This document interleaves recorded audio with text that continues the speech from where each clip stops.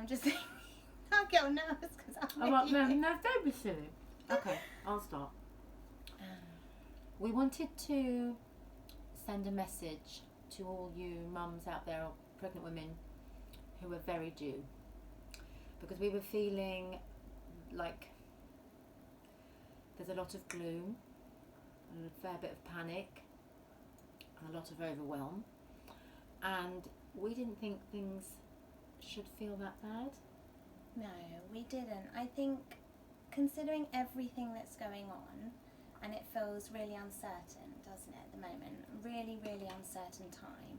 But actually, I think there's definitely some things that you can be certain of, and some real positives coming out of being home, doing some nesting.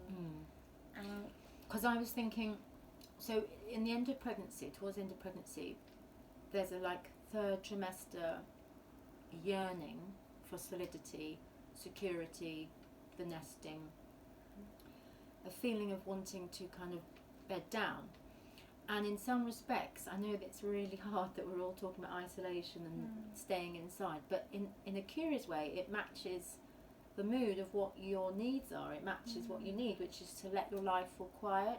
I know certainly when I was having my first baby, I completely ignored those urges.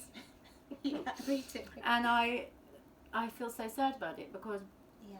I just kept going. I was buzzing about, staying busy, and I missed it. Yeah. And I now look back with this strange reverse longing of, I wish I had taken my time to be slower, you know, tidy some drawers, Yeah. do some tapestry. Bit of decluttering. Everyone says decluttering. It doesn't have to be tidying. I always think it's like just... I love decluttering. Yeah. No, I was thinking you know, so first of all, the coming in, bringing your focus in between, you know, into your own home. That's what your body wants to do. It wants to feel safe and sure and familiar and know where it is. Just keeping things really, really simple. So it's a really... I know it sounds a bit odd for us to say it's a wonderful opportunity. Yeah, but actually, we really feel that there should be some positivity to this. And what else? We also think that actually what the rest of the world is finding, you see it on the radio and the telly and the news, it's like everyone's saying, you know, start a new hobby or do a ritual, you know, have some little rituals and things like that. Yeah. But actually these are things that late pregnancy brings kind of naturally. So it's like preparing a baby room, or baking, take a nice walk every day. So keeping it really simple. And you were saying that you have some mums due. Yeah, so a couple of the mums I'm supporting at the moment who are sort of imminently due, they're actually really enjoying just being home and just playing with their other little ones and baking cakes and going slow and having nowhere to be. Nowhere to be. Oh, I love that. Doing nothing. Just doing nothing. And when do we get permission to do nothing? Yeah. And be with your baby. Yeah. So what we were also reflecting on is, you want the security, but you also want the certainty. And what we're feeling and seeing on, you know, all across social media, is people keep talking about uncertainty, but there are so many certainties to be got, in the sense that your body is still pregnant, you are still you, your baby is still growing well. I know when you hear stories about, what will I think probably what people are thinking is, what will the hospital present?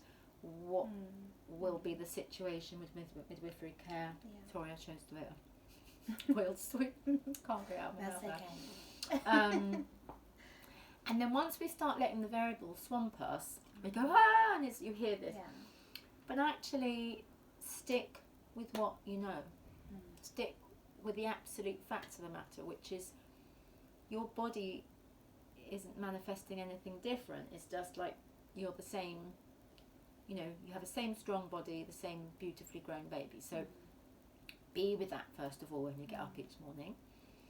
And I think, like a lot of the advice is saying, keep things really sort of almost ceremonially ritualized, you know, like a nice breakfast. I think, you know, everyone's still walking outside, get some fresh air, make your own routine. Make a routine and be soothed by that, and actually I think the benefit isn't just doing it to kind of keep your panic at bay. It's because it literally matches where you want to be, where a very late on pregnancy takes you anyway, which is into this kind of very soft, slow readying, ripening, nest building state, isn't it? So yeah, we just wanted to share that and not to be, we feel like there's a lot of... Yeah, there's a lot of kind of negativity and lots of those kind of fears at the moment. Yeah, there's a lot of fear, and all that fear is just going to be kind of sucking your beautiful oxytocin. So I think just coming back to where you feel relaxed, which our home is our safe space anyway. So great that we're there a little bit more, and we can hunker down and nest and rest. And you were just talking actually, weren't we, about for my book, but about it gives you a really good opportunity to remember that even if you're planning a hospital birth, you're going to be spending a lot of time at home, and I think a lot of people may even be considering, if not having switched to home birth, certainly thinking I want to minimise the time I'm going to be in hospital.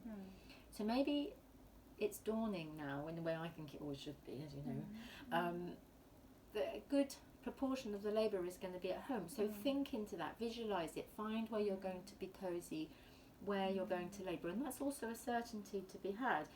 That there isn't a case of, oh, what will be in the labour ward, who will be there for me.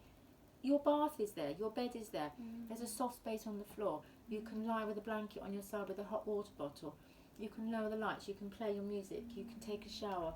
All these things are going to be there for you, just as they were before this began, isn't it? So there's much to be...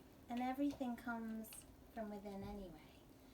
All the external factors, they're just comforts, aren't they? But really you're going to be digging deep with yourself anyway. So it's all coming from you, it's still coming from you. And everyone around you is just added support, but you're going to do it, and you can do it. And on that note, if you close your... When you always say, don't we, in yoga, if you close your eyes and you be with your breath, nothing's changed. The externals are irrelevant. Your breath is always there, continuous. It will always ground you. It will always bring you back to your body, and it will keep you nice and calm now, and nice and calm in labour.